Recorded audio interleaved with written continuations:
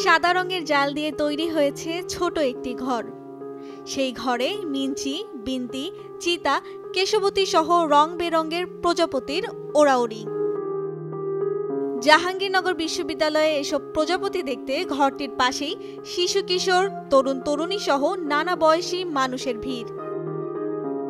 বিশ্ববিদ্যালয়ের জহির রায়হান মিলনায়তন এলাকায় ৬ ডিসেম্বর শুক্রবার সকাল থেকে শুরু হয়েছে এই ১৪তম প্রজাপতি মেলা। প্রজাপতি প্রতি তাদের কত ভালোবাসা, ভালো লাগে। সবাই একটা মেসেজ এখান থেকে নিয়ে যায় যে প্রজাপতি আসলে কতটুকু ইম্পর্টেন্ট আমাদের কাছে। এটা আমার প্রথম প্রজাপতি মেলা, কিন্তু মেলাটা ভীষণ সুন্দর। আমি এখানে এসেছি কারণ আমার প্রজাপতি দেখতে অনেক ভালো লাগে। বাচ্চাদের মতো আমারও প্রজাপতির সাথে ঘুরে বেড়াতে খুব পছন্দ।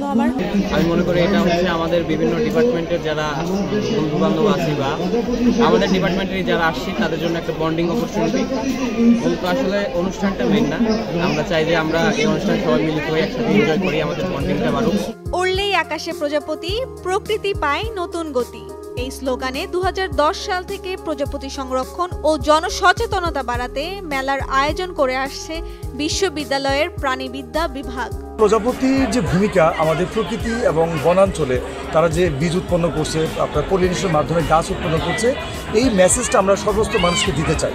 এবং সেক্ষেত্রে আমাদের শিশুরা এবং যারা শিক্ষার্থীরা আছে, নবীন শিক্ষার্থীরা, তাদেরকে যদি আমরা বিজ্ঞান মনস্কভাবে তৈরি করতে পারি, তাহলে এই প্রজন্ম কিন্তু আমাদের পরবর্তী সময় এই দেশের যে প্রকৃতি সংরক্ষণে নেতৃত্ব দেওয়া সেই জায়গাটা হবে।